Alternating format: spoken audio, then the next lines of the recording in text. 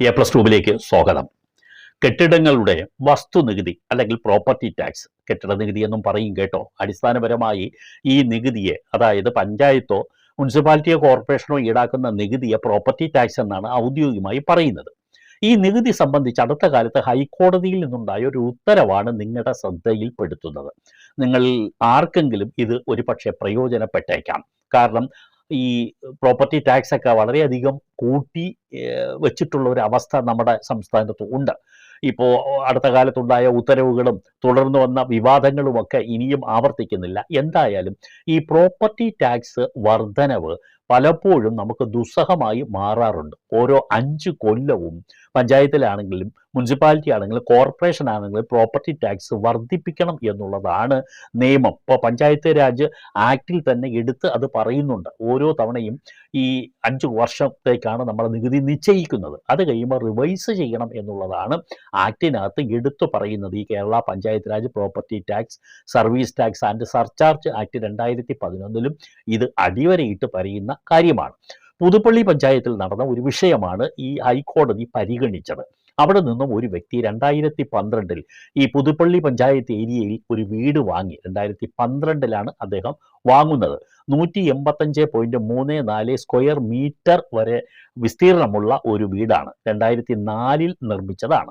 2015 ആയപ്പോൾ അദ്ദേഹം ഈ ഭൂമി ജമമാറ്റം നടത്തി. വാങ്ങിയത് 2015 അത് വാങ്ങിയതിനെ 2012 വാങ്ങിയത്. തുടർന്ന് അദ്ദേഹം ജമമാറ്റം നടത്തുന്നത് 2015 ഈ ജമമാറ്റം നടത്തിയതിനു ശേഷം ഇദ്ദേഹം പ്ലിന്ത് ഏരിയ അസസ്മെൻ്റ് അനുസരിച്ച് എൻ്റെ വീടിൻ്റെ ടാക്സ് റിവൈസ് ചെയ്യണമെന്ന് പറഞ്ഞാൽ അപേക്ഷ പഞ്ചായത്തിൽ കൊടുക്കുന്നു. അപ്പോൾ ARV അസസ്മെൻ്റാണ് അതിനു മുമ്പ് വരെയും ഉണ്ടായിരുന്നത് എന്ന് ഓർത്തിരിക്കുക. ARV അസസ്മെൻ്റ് എന്ന് പറഞ്ഞാൽ ആനുവൽ റെൻ്റൽ വാല്യൂ, ഈ വാടക മൂല്യത്തിൻ്റെ അടിസ്ഥാനത്തിൽ ഉള്ള ഒരു റവന്യൂ ഇൻസ്പെക്ടർ എന്ന് പറയുന്ന പഞ്ചായത്തിൽ അധികാരി വന്ന് നോക്കുമ്പോൾ ഈ വീട് വാടകയ്ക്ക് കൊടുത്താൽ ഒരു വർഷം എത്ര വാടക ലഭിക്കും എന്നതിൻ്റെ അടിസ്ഥാനത്തിൽ അതിന് തത്തുല്യമായ നിലയിൽ ആക്ടിൽ പറയുന്ന പ്രകാരം ഈ ടാക്സ് നിശ്ചയിക്കും, ഈ പ്രോപ്പർട്ടി ടാക്സ് നിശ്ചയിക്കും. അതാണ് ARV അസസ്മെൻറ്റ്. പക്ഷേ ARV അസസ്മെൻറ്റ് മാറ്റി ഇപ്പോൾ പ്ലിന്ത് ഏരിയ അസസ്മെൻ്റ് ആക്കി. വാടക മൂല്യമൊന്നും നോക്കണ്ട, ഈ വീടിന് എത്രയാണോ വിസ്തീർണം, ആ വിസ്തീർണത്തിൻ്റെ അടിസ്ഥാനത്തിൽ സർക്കാർ പറഞ്ഞിട്ടുള്ളത് പ്രകാരം പഞ്ചായത്ത് നിശ്ചയിച്ച മിനിമം മാക്സിമം ടാക്സിന് ഇടയിൽ എത്രയാണോ വരുന്നത് അതനുസരിച്ച് ഓരോ മേഖലയുടെയും അടിസ്ഥാനത്തിൽ വ്യത്യാസമായ ടാക്സുകളാണ് പഞ്ചായത്തുകൾ നിശ്ചയിക്കുന്നത്. ആ ടാക്സാണ് ഈ വീടിന് ഇടാനുള്ളത്. പക്ഷേ ഇവിടെ അദ്ദേഹം 2012 വാങ്ങിയ ഈ കെട്ടിടത്തിന് അദ്ദേഹം ARV അസസ്മെൻറ്റ് അല്ല, ഇനിയിപ്പോൾ എനിക്ക് പ്ലിന്ത് ഏരിയ അസസ്മെൻറ്റ് പ്രകാരം എനിക്ക് അസസ് ചെയ്ത് തരണം എന്ന് അദ്ദേഹം ഒരു പെറ്റീഷൻ കൊടുക്കുന്നു. കാരണം ഈ ടാക്സ് തന്നെ തൊട്ടടുത്ത വീടുകളുടെ ടാക്സിനേക്കാളും വളരെ കൂടുതലാണ് നേരത്തെ തന്നെ ഉള്ളത്.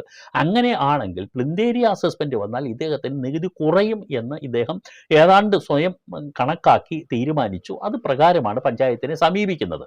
എന്തായാലും ARV അസസ്മെൻറ്റ് ഒഴിവാക്കി എനിക്ക് പുതിയതായിട്ട് നിലവിൽ വന്ന പ്ലിന്ത് ഏരിയ അസസ്മെൻറ്റിൻ്റെ അടിസ്ഥാനത്തിൽ എൻ്റെ വീടിൻ്റെ നികുതി നിർണ്ണയിച്ച് തരണമെന്നുള്ള അപേക്ഷ കൊടുക്കുന്നു. കൊടുത്തു കഴിഞ്ഞ് കയ്യോടെ തന്നെ പഞ്ചായത്ത് നിരസിക്കുന്നു. ഇദ്ദേഹത്തിന് 2014-15 കാലയളവ് മുതലുള്ള കുടിശ്ശികയെല്ലാം അടയ്ക്കുന്നതിന് വേണ്ടി ഒരു വലിയ ഡിമാൻഡ് നോട്ടീസ് കൊടുക്കുകയും ചെയ്തു.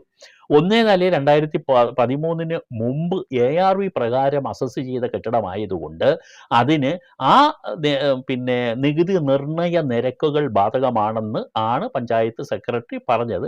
അതുകൊണ്ട് ARV നിരക്കിലേക്ക് ഇത് വരുന്നില്ല. മാത്രമല്ല 2000 സ്ക്വയർ ഫീറ്റ് വരെയുള്ള കെട്ടിടത്തിന് നിലവിലുള്ള നിരക്ക് എത്രയാണോ അത് ഈടാക്കിയാൽ മതിയെന്നും നിരക്ക് അതിനേക്കാൾ കൂടുതൽ വന്നിട്ടുണ്ടെങ്കിലും അത് ഈടാക്കണ്ട എന്നുമാണ് ഗവൺമെൻറ് ഉത്തരവെന്നും പറഞ്ഞിട്ടാണ് ഇദ്ദേഹത്തിന് കൊടുത്തത്. അപ്പോൾ ഇദ്ദേഹത്തിന് ഏകദേശം 2000 സ്ക്വയർ ഫീറ്റിന് താഴെ വന്നു എന്നുള്ളത് കൊണ്ട് ഇദ്ദേഹത്തിന് പുതുക്കുന്നില്ല. നിങ്ങൾ നിലവിൽ എത്രയാണോ അസസ് ചെയ്തിട്ടുള്ള ടാക്സ് അത് തരണമെന്ന് പറഞ്ഞാണ് പഞ്ചായത്ത് നോട്ടീസ് കൊടുക്കുന്നത്. ഇതിനെതിരെയാണ് അദ്ദേഹം ഹൈക്കോടതി ഇപ്പോൾ സമീപിച്ചത്. ഹൈക്കോടതിയിൽ അദ്ദേഹത്തിൻ്റെ വാദം എന്ന് പറയുന്നത്, അദ്ദേഹത്തിന് വേണ്ടി വാദിച്ചപ്പോൾ അദ്ദേഹത്തിന് വേണ്ടി ചൂണ്ടിക്കാണിച്ച പോയിന്റ് ഇതായിരുന്നു. അതായത് എനിക്ക് 2000 ഇപ്പോൾ നിലവിൽ 2000 സ്ക്വയർ ഫീറ്റ് ആണോ അല്ലയോ എന്നുള്ളതല്ല എൻ്റെ പ്രശ്നം. എൻ്റെ പ്രശ്നം എനിക്ക് നേരത്തെയുള്ള ARV അസസ്മെൻ്റ് അല്ല ഇനി വേണ്ടത്. എനിക്ക് ഈ പ്ലിന്ത് ഏരിയ അസസ്മെൻറ്റിലേക്ക് എൻ്റെ കെട്ടിടം കൊണ്ടുവരണം. നിലവിൽ പ്ലിന്ത് ഏരിയ അസസ്മെൻ്റാണ് ബാധകം കെട്ടിടത്തിന്. അതുകൊണ്ട് എൻ്റേത് ഓരോ 5 കൊല്ലം കഴിയുമ്പോഴും ടാക്സ് റിവൈസ് ചെയ്യണമെന്നാണല്ലോ നിയമം.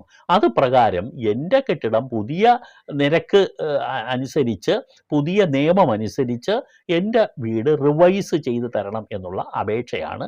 ആ അപേക്ഷയാണ് പഞ്ചായത്ത് സെക്രട്ടറി നിരസിച്ചത് എന്ന് പറഞ്ഞ് വ്യക്തമായ മാനദണ്ഡങ്ങളെല്ലാം കാണിച്ച്, വ്യക്തമായ ജീവോ എല്ലാം കാണിച്ചുകൊണ്ട് ഹൈക്കോടതിയെ ബോധ്യപ്പെടുത്തി ഹൈക്കോടതി അദ്ദേഹത്തിൻ്റെ അപേക്ഷ പരിഗണിച്ച് സ്വീകരിച്ച് അനുകൂലമായ ഉത്തരവ് കൊടുത്തു. അദ്ദേഹത്തിന് ARV അസസ്മെൻ്റ് അല്ല, അദ്ദേഹത്തിൻ്റെ വീടിന് ഇപ്പോൾ പ്ലിന്ത് ഏരിയ അസസ്മെൻ്റ് നടത്താൻ അദ്ദേഹത്തിൻ്റെ വീട് യോഗ്യമാണ്. അതാണ് പഞ്ചായത്ത് നടത്താൻ. ആ പ്ലിന്ത് ഏരിയ അസസ്മെൻ്റ് പ്രകാരം എത്രയാണോ അദ്ദേഹത്തിന് നികുതി വരുന്നത് അത് നിങ്ങൾ ചുമത്തി കൊടുക്കണം. പഴയ കാലത്തെ ARV ശരി, അന്ന് നിശ്ചയിച്ചത് ശരി, ആയിക്കോട്ടെ. പക്ഷേ ഇപ്പോൾ പുതിയ നികുതി മാനദണ്ഡം വന്നിരിക്കുന്നു, ARVയിൽ നിന്നും പ്ലിന്ത് ഏരിയ അസസ്മെൻറ്റിലേക്ക് വന്നിരിക്കുന്നു. അത് പ്രകാരം ആ വീട് റിവൈസ് ചെയ്യേണ്ടതുണ്ട്. കാരണം പഞ്ചായത്ത് രാജ് സെക്ഷനിൽ വ്യക്തമായും പറയുന്നുണ്ട് ഓരോ 5 കൊല്ലം കഴിയുമ്പോഴും വീട് റിവൈസ് ചെയ്യണം എന്നുള്ളതാണ്. നിങ്ങൾ ചെയ്യാതെ ഈ വീട് 2000 സ്ക്വയർ ഫീറ്റ് വരെയാണ്, അതുകൊണ്ട് ഇനി ഇതിനകത്ത് നേരത്തെയുള്ള നിരക്ക് തന്നെ ബാധകമാണ്, ജീവോ അങ്ങനെ പറയുന്നു എന്ന് പറഞ്ഞൊന്നും വാദിക്കേണ്ട കാര്യമില്ല എന്ന് ഹൈക്കോടതി വ്യക്തമാക്കിക്കൊണ്ടുള്ള ഒരു ഉത്തരവാണ് നൽകിയത്. അപ്പോൾ ഓർത്തിരിക്കുക, നിങ്ങൾക്കും ഇത് എങ്ങനെയൊക്കെ അത് ബാധകമാകും, ഇല്ലെങ്കിൽ എങ്ങനെയൊക്കെ നിങ്ങൾ അതിനെ ഒന്ന് ശ്രദ്ധിക്കണമെന്നുള്ള കാര്യത്തെക്കുറിച്ച് അടുത്ത എപ്പിസോഡിൽ വിശദീകരിക്കാം. എന്തായാലും ഇത്തരം വിവരങ്ങൾ മറ്റുള്ളവർക്ക് പങ്കുവെക്കുന്നതിന് വേണ്ടി ചാനൽ നിങ്ങൾ ഷെയർ ചെയ്യണം, ഈ എപ്പിസോഡ് ഷെയർ ചെയ്യണം എന്നുള്ളൊരു അപേക്ഷ.